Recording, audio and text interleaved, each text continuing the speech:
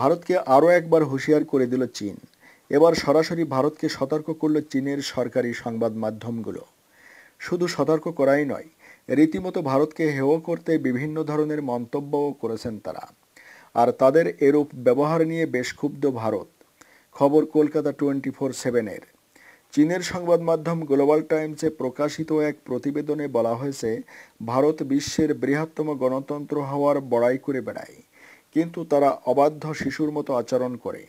ভারতের মহান দেশ হয়ে ওঠার সমূহ সম্ভাবনা রয়েছে, কিন্তু ভারতের দর্শন খুবই অদূরদর্শী।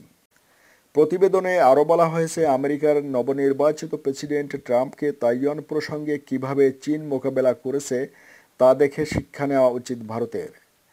তাইওয়ান নিয়ে ওয়ান চায়না নীতিকে চ্যালেঞ্জ করে বসেছিলেন ট্রাম্প।